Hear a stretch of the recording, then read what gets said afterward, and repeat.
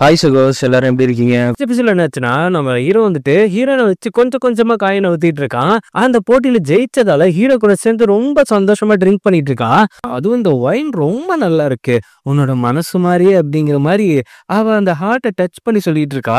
இப்ப இந்த ஒயினை நம்ம ஒரு இடத்துல புதைச்சி வச்சோம்னா 1 இயருக்கு அப்புறம் அதை வந்துட்டு சேர்ந்து குடிக்கும் போது அவங்க ட்ரூ ஃப்ரெண்ட்ஸ் அப்படிங்கிற மாதிரி சொல்லுவாங்க. அப்படிங்கும்போது அப்போ வா உடனே போய் நம்ம புதைச்சி வைப்போம் அப்படின்ட்டு டவுக்குன்னு ஹீரோ மேல கையை போட்டோடனே அவனுக்கு ஒரு மாதிரி ஃபீல் ஆயிடுது.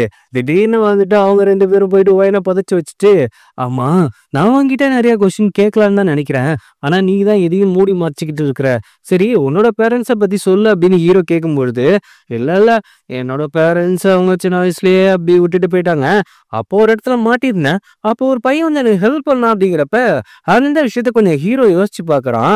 ஒருவேளை அது நம்ம ஹீரோவா கூட இருக்கலாம். திடீர்னு வந்துட்டு ஹீரோயின் என்ன பண்றான்னா, நான் உன்னை பத்தியும் தெரிஞ்சுக்கணும்னு நினைக்கிறேன், உனக்கு பேரண்ட்ஸ் இல்லையா அப்படிங்கிறப்ப, நான் தனியா தான் இருக்கேன் அப்படின்னு சொல்லும்போது, ஒரு நல்ல மனசுக்கு கண்டிப்பா நல்லது கிடைக்கும் அப்படின்னு குடிச்சுக்கிட்டு அவனோட தோல்லியே சாஞ்சிடுறா. பைய பிள்ளைக்கு லவ் வந்துடுச்சு, ஆனா வெளியில காட்டிக்கல, வேற ஏதோ மோட்டிவோடையே வந்து தெரிஞ்சிட்டு இருக்கிறதால அதை பெருசா அவன் கண்டுக்கிறது இல்ல. அடுத்த நாள் காலையில ஹீரோயின் எழுந்து எல்லாத்தையும் யோசிக்கும் போது அவளுக்கு ஒரே வெக்கமா வருது.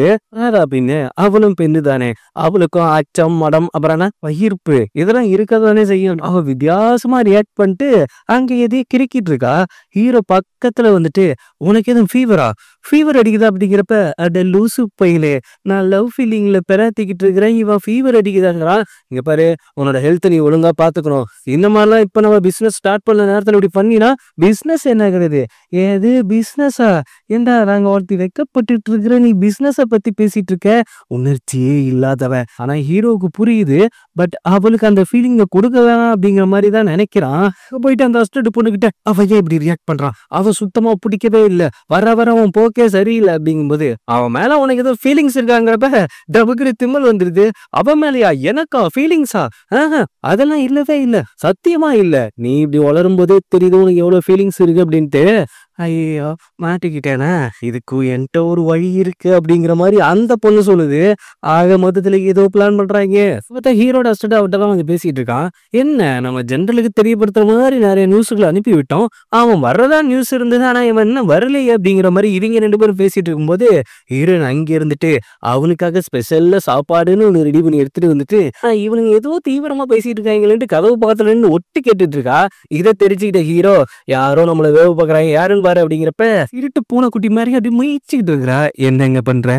அதுவா, அது வந்துட்டு உன் பேரை சொல்லி அவன் பேரை சொல்லி சொல்லி அப்படியே உனக்காக நான் இதை கொண்டு வந்தேன் அப்படிங்கும்போது, என்னம்மா உன் போர்க்கே சரியில்லையே, இந்த மாதிரி படத்துல சாரி பல்லவி சைடு ஸ்டாண்டு போட்டு நடக்கும்ல, அதே மாதிரி தூர்தர்ஷன்ல பேசுற மாதிரி நான் வந்து உங்களுக்காக சாப்பாடு எடுத்து கொண்டு வந்திருக்கேன் அப்படிங்கும்போது, உன் மாடுலேஷனே சரியில்லையம்மா, என்னம்மா உன் பிரச்சனை அப்படிங்கும்போது, நான் உன்கிட்ட தனியா பேசணும், உனக்காக என் கையாலேயே நான் ஸ்வீட் எடுத்துட்டு வந்திருக்கேன் அப்படின்னு. ஓ ஸ்வீட்டா அப்படின்னு எடுத்து அவ வாயில வச்சு அமைக்கிட்டு, ஒருவேளை இதுல நீ ஏதோ பாயசம் எதுவும் தட்டு வந்தீங்கன்னா என்ன என் மேல நம்பிக்கை இல்லாம லூசு பையில இவன் மேல லவ் பண்ணாது நான் பாயசம் சொல்றான்னு வாய்க்குள்ள இருக்கிறத கேட்க பொழுது முடியாம மொழிகிட்டு கத்திட்டு இருக்கிறான். எனக்கு டெஸ்ட் ஓகே ஆயிடுச்சு, அப்ப டேஸ்ட் பண்றான். அதுக்கப்புறம் அவன் செம்ம கொட்டு போயிடுறான். ஏன்டா ஒருத்தி லவ் ஃபீல்ட்ல கொண்டா நீ கேட்க கூட்டா அதுல விஷம் இருக்குதா இல்லையா அப்படின்ட்டு 108க்கு கால் பண்ணிட்டு தான் நீ எல்லாத்தையும் செக் பண்ணுவியோ அப்படிங்கிற மாதிரி கடுப்புல நின்றுட்டு இருக்கும்போது, அதுக்கப்புறம் தான் கொஞ்சம் யோசிச்சு பாக்குறா. அவன் அதை கேட்க சாப்பிட்டு போயிருக்கிறான். இதுவும் ஒரு இன்டைரக்ட் கிஸ் மாதிரி தானே, அப்போ அவனுக்கு என் மேல ஃபீலிங் இருக்குது அப்படிங்கிற மாதிரி ரொம்ப சந்தோஷத்தோட குதிச்சிட்டு இருக்கிறா. இந்த மாதிரி எல்லாம் யாரா நமக்கு கேக் எடுத்துட்டு வருவா?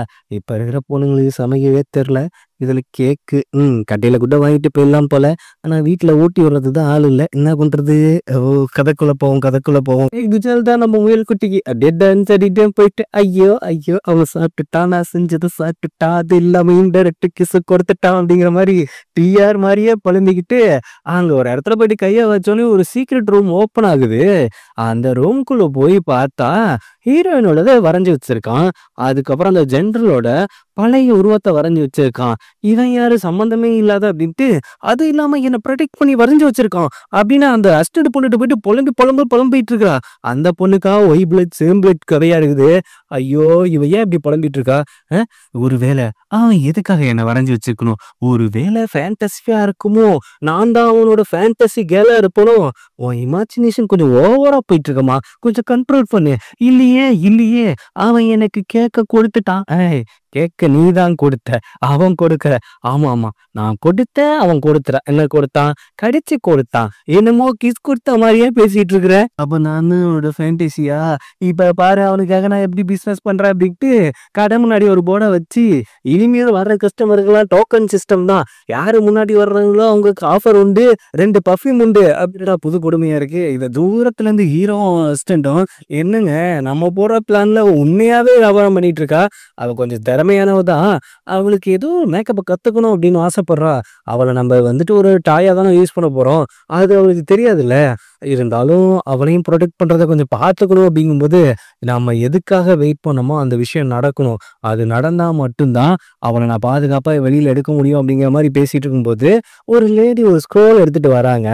என்ன வந்துட்டு மறுபடியும் 17 ஏஜுக்கே மாத்தணும் அப்படிங்கிற மாதிரி சொல்லும்போது, ஏது 17 ஏஜுக்கே வா, நான் வந்துட்டு ஒருத்தரத்தை டிஸ்கஸ் பண்ணோம், கண்டிப்பா உங்களுக்காக நான் அதை பண்றேன். அது மட்டும் இல்லாம எதுக்கு மறுபடியும் நீங்க 17 ஏஜா மாதிரி மாறணும் அப்படிங்கிற மாதிரி கேக்குறீங்க அப்படின்ட்டு அவங்க ஒரு டிராயிங்கை காட்டுறாங்க. ரொம்ப யங்கா ரொம்ப அழகா இருக்காங்க. அவங்க பக்கத்துல இருக்காங்கல்ல அந்த பையன் வந்துட்டு ஒரு ஜென்ரல். அந்த ஜென்ரல் தான், அதாவது வில்லன் பையன் பிள்ளையா காட்டுறாங்கல்ல அந்த ஜென்ரல் தான் அதுல இருக்கான். இதை பார்த்தோன்னே ஹீரோயின் ஷாக் ஆயிட்டு சீக்ரெட் ரூம்ல போயிட்டு ஹீரோயினோட பெயிண்டிங்கை பாக்குறப்ப ஜென்ரலோட பெயிண்டிங்கையும் பார்த்துருப்பாங்க. இந்த ஃபேஸ் அதோட மிங்கிள் ஆகுது அப்படின்ட்டு கண்டிப்பா நான் அதை கத்துக்கிட்டு உங்களை மறுபடியும் நான் பழைய இதுக்கு நான் மாத்துறேன் அப்படிங்கிற மாதிரி சொல்லும்போது, விஷயத்தை கத்துக்கிறதுக்காக வகை சமைச்சு வச்சு ஹீரோ எப்படியோ மைண்ட் வாஷ் பண்ணலாம் அப்படின்னு நினைச்சிட்டு இருக்கிறா. ஆனா அவன் இங்க பாரு, எனக்கு இந்த பிசினஸ்ல நான் ஒரு இன்வெஸ்டர் மட்டும்தான், அதுல ஒரு கோட் பண்ண வேண்டியது அது உன்னோட கடமை, மற்றபடி இதுல உனக்கும் எனக்கும் எந்த ஒரு சம்பந்தமே இல்லைன்னு போது கேட்கலாம் புரியுதுமானா நான் கடைசி எந்த ஒரு சம்பந்தமும் இல்லைன்னு சொல்லுவானா. இவனை வச்சுக்கிட்டு அது இல்ல, என்ன இருந்தாலும் அவங்க ரொம்ப பாவம் இல்ல. இங்க பாரு, ஒருத்தவங்களோட ஏஜை நம்ம கம்மி பண்ணோம் அப்படிங்கிறப்ப அவங்களோட உண்மையான ஸ்டோரி, அவங்க எதுக்காக அந்த விஷயத்த பண்றாங்க அப்படிங்கிற விஷயம் நமக்கு தெரியணும். அப்படி தெரிஞ்சா மட்டும்தான் அந்த ஃபீலிங்க்கு ஏத்த மாதிரி நம்ம பண்ண முடியும் அப்படின்னு சொல்லும்போது, எந்த ஃபீலிங்கு எப்போ புரிஞ்சுக்கிறதுன்னு இவனுக்கு தெரியவே இல்லை.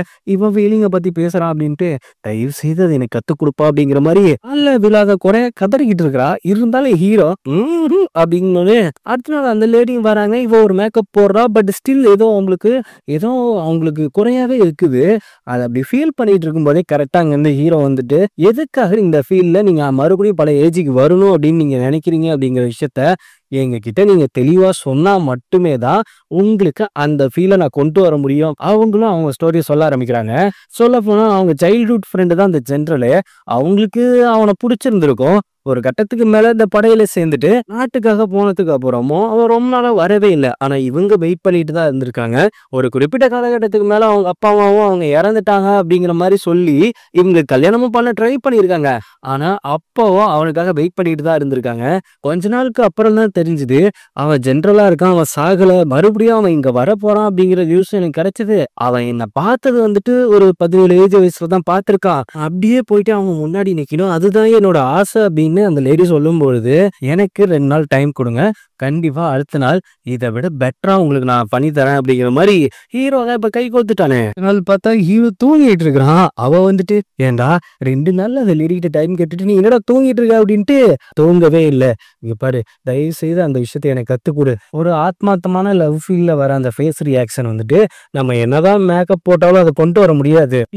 அதுக்கேற்ற சுச்சுவேஷனை நாம கிரியேட் பண்ணுவோம். என்னோட ஓன் கதையில ஒரு லவ் ஸ்டோரி இருக்கு. அந்த ஸ்டோரியில அவங்க எப்படி மீட் பண்ணோம், அவங்க எந்த மாதிரி இடத்துல இருக்கணும் அப்படிங்கிறத நான் கெஸ் பண்ணியிருக்கேன். அந்த மாதிரி இடத்த நம்ம தேடி போவோம் அப்படின்ட்டு ஹீரோயின் வாண்டடா ஹீரோவை பிடிச்சி இழுத்துட்டு போயிட்டு ஒரு ஃப்ளவர்ஸ் நிறைஞ்ச இடம், அந்த மரத்தை பார்க்கும் பொழுது அவ்வளோ அழகா இருக்கு. ஒரு லவ்வுக்கு இம்பார்ட்டனே ஃப்ளவர்ஸ் தான். மேக்சிமம் ஒரு பொண்ணோட ஃபீலிங்கையும் ஒரு பையனோட ஃபீலிங்கையும் ரெசபிள் பண்றது அழகான ஃப்ளவர்ஸ் தான் அப்படின்ட்டு அவ ஒரு ஃப்ளவர்ஸ் எடுத்துட்டு ஹீரோ கையில கொடுத்துட்டு போகும்போது அது அவங்களுக்கு ஒரு சில விஷயங்கள் ஞாபகப்படுத்துது. இப்போ என்னோட ஸ்டோரி படி எப்படின்னா, இந்த இடத்துல அவங்க இந்த இடத்துல இந்த ஜெனரல் அப்படி இருக்கும்பொழுது அவங்க பார்த்துக்கிற அந்த தருணத்துல அந்த ஃப்ளவர்ஸ், அதுக்கப்புறம் அங்க இருக்க சுற்றி இருக்க சூழல், அதுக்கப்புறம் அப்படியே ஒரு ரவுண்ட் அடிச்சு 2 பேரும் ஒண்ணா நிக்கும் பொழுது, அவங்க செம்மையா இருப்பாங்கல்ல. பரவாயில்லையே!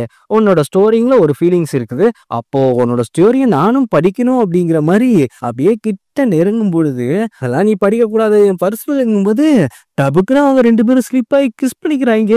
உடனே எடுத்துட்டு, "ஐயோ! சாரி, சாரி" அப்படிங்கும்போது, "எனக்கு கத்துக் குடுக்குறேன்னு வந்துட்டு நீ என்னடா பண்ணிட்டு இருக்க?" அப்படின்னு கொஞ்சம் டென்ஷன் ஆயிட்டு, அதுக்கப்புறம் அந்தாண்ட போய் வெட்கப்பட்டுக்கிட்டு, அப்படியே ஒரு மாரி யோசிக்கிறா. அப்பதான் ஒரு விஷயம் நல்லா புரியுது. அதுக்கப்புறம் அவளோட ஃபேஸ் வந்துட்டு ரொம்ப க்ளோவா இருக்கு. அழகாவும் இருக்கு. அப்ப புடிச்ச பர்சன் முன்னாடி நின்னாவே இந்த அளவுக்கு வந்துருமா அப்படின்ட்டு, டபக்கு டபக்குன்னு ஓடி வந்துட்டு, "எப்பா நீ எனக்கு டீச் பண்ண தான் கிஸ் பண்ண அப்படிங்கிறது எனக்கு இப்பதான் புரியுது." மறுபடியும் நோட் எடுத்து நோட் பண்ண ஆரம்பிச்சிடுறா. இவங்களுக்குள்ள என்ன பிரச்சனைன்னா, இவ ஃபீலிங்கா இருக்கும்போது ஹீரோவுக்கு புரியறது கிடையாது. ஹீரோ ஃபீலிங்கா இருக்கும்பொழுது இவளுக்கு புரியறது கிடையாது. 2ம் மண்ணு முட்டுங்க. நான் சொல்றது கரெக்ட்டு தானே? அதனால அந்த லேடிக்கு செம்மையா மேக்கப் போட்டு பக்காவா ரெடி பண்ணியிருக்கா ஹீரோயினு. அந்த ஜெனரல் வர இடத்துல போயிட்டு நின்னு, அவங்கள யாரு அப்படின்னு காட்டிக்கிறதுக்காக நிக்கிறதாக அவங்க பிளானு. இதுல ஹீரோயினுக்கு எந்த ஒரு பிரச்சனையும் வரக்கூடாது அப்படிங்கிற மாரி யோசிச்சுக்கிட்டு, இவங்க எல்லாம் வெயிட் பண்ணி பார்க்குறாங்க. அந்த லேடி அங்க போயிட்டு ஜெனரல் முன்னாடி நின்னு, "நான் தான் இந்த மாரி உன்னோட பழைய காதல் அப்படிங்கும்போது, உன்ன எனக்கு ஞாபகமே கிடையாது. நீ யாருன்னே தெரியாது. அது மாரி வாண்டடா வந்து என்ன வழிமறிச்சு இப்படி பேசிட்டு இருக்காத" அப்படிங்கிற மாரி சொல்லும்போது, ஆனா இத பார்த்துட்டு இருந்த ஹீரோயினுக்கு, ச்சே! பசங்க லவ் தான் இவ்வளோதானா? ஞாபகமே இல்லங்கிறாய்ங்க.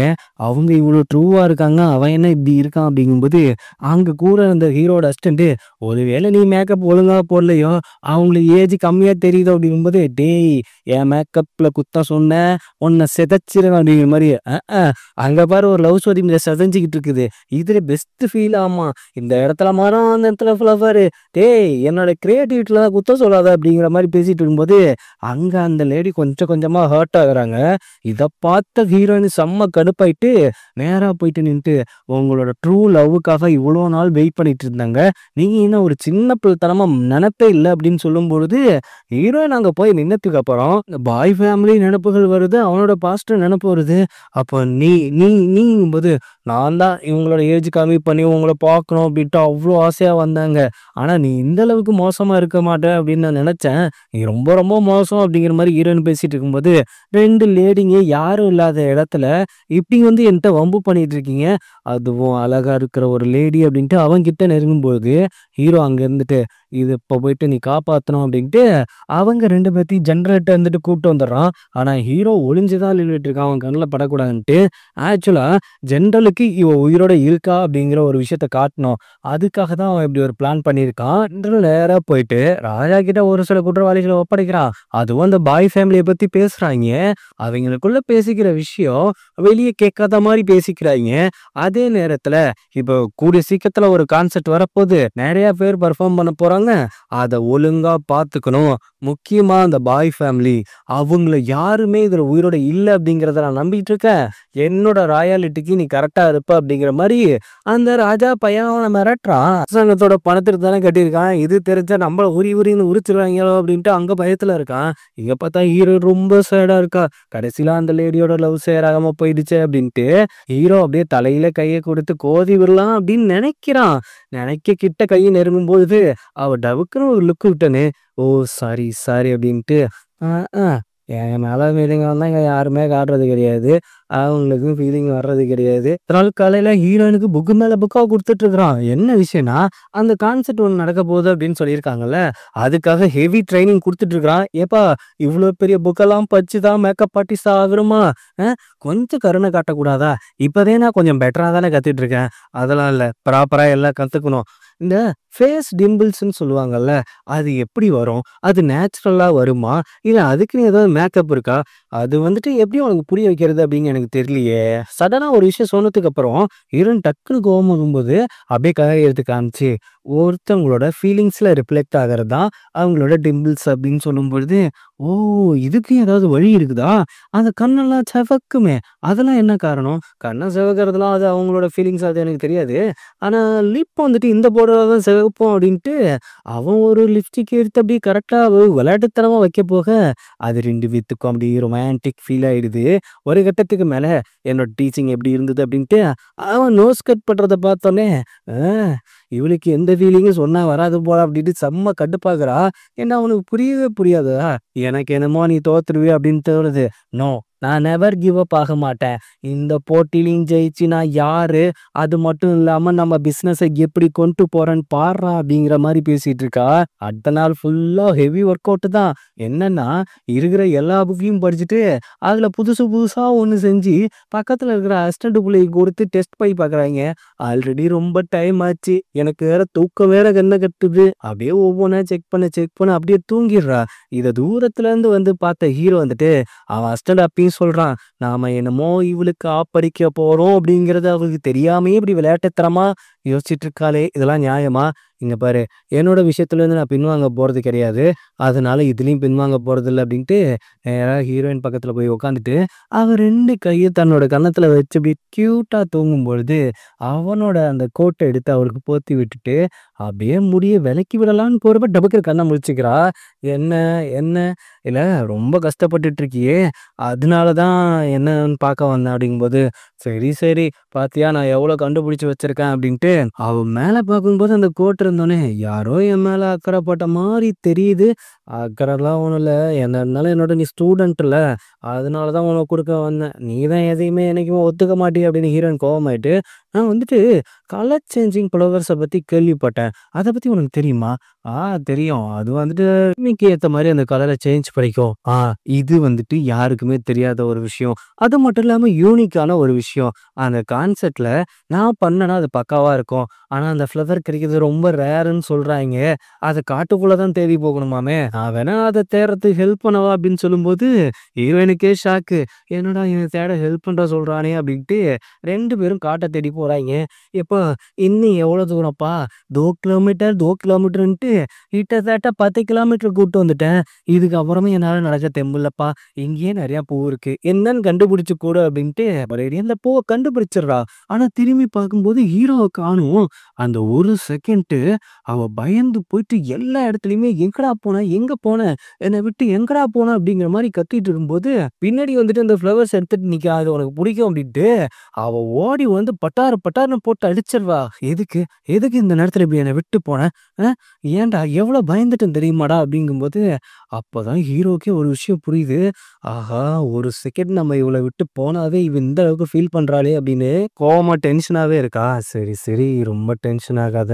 நான் போகலாம் மாட்டேன் அப்படின்னு, அங்க ஒரு அழகா ஒரு லேக் இருக்கு. அந்த லேக் கூட்டு போயிட்டு, "ஏய் இது செம்மையா இருக்கு" அப்படின்ட்டு அவ ஃபீல் பண்ணி அத ரசிச்சுக்கிட்டு இருக்கும்போது, அப்போ ஒரு கேள்வி ஹீரோ கேட்குறான். "திடீர்னு நான் உன்ன விட்டு காணாம போயிட்டா, என்ன நீ இந்த மாரி தேடுவியா?" அப்படிங்கும்போது, "என்ன சொன்ன? எனக்கு புரியல." "இல்ல ஒண்ணும் இல்ல. இந்த லேக்க ஸ்லோவோட பார்க்கும்போது ரொம்ப அழகா இருக்கும்." "அப்படியா? அடுத்த வருஷம் நம்ம 2 பேரும் ஒண்ணா வருவோம்." அப்படின்னு சொல்லும்போது, டபுக்குன்னு ஹீரோயினுக்கு வெக்கம் வந்துருது. அப்போ நம்ம லைஃப்ல இவன் கூடவே இருக்கணும்னு சொல்ல வரானா அப்படின்ட்டு அவ அப்படியே சிரிச்சிட்டு இருக்கும்போது, ஹீரோ மைண்ட் செட்ல ஓடுற ஒரு விஷயம் மட்டும் என்னன்னா, கண்டிப்பா ஒரு நாள் உன்ன விட்டு நான் போயிடுவேன். அப்ப நீ என்ன பண்ணுவ? அப்படிங்கிற மாரி அவன் யோசிச்சு அத நெனச்சு ஃபீல் பண்ணிட்டு இருக்கான். இதோட இந்த எபிசோட் முடியுது. அவ கான்செப்ட்ல வின் பண்ணாதா? கடைசியில ஹீரோவுக்கும் இவங்களுக்கும் என்ன பாஸ்ட் அப்படிங்கிறத நாம அடுத்தடுத்த எபிசோட்ல பார்ப்போம். என்னோட எக்ஸ்பிளனேஷன் எப்படி இருந்துச்சு அப்படிங்கிறத கண்டிப்பா கமெண்ட்ல சொல்லுங்க. நீங்க சொல்ற ஒவ்வொரு கமெண்ட்டுக்கும் தான் என்ன நான் மாத்திக்கவும் முடியும். இம்ப்ரூவ் பண்ணிக்க முடியும். ஸோ என்னால கொஞ்ச நாள் கமெண்ட்ஸ் படிக்க முடியல. இதையே எத்தன டைம் தான் சொல்லி உருட்டுவ அப்படின்னு தானே சொல்றீங்க. கண்டிப்பா இந்த ட்ராமாவுல வர கமெண்ட்ஸ நான் படிக்க ஆரம்பிப்பேன். இவ்வளோ நாள் படிக்காததுக்கும் என்ன மன்னிச்சிருங்க, மன்னிச்சிருங்க. நோட்டிஃபிகேஷன் பெல் பட்டன மறக்காம கிளிக் பண்ணிடுங்க.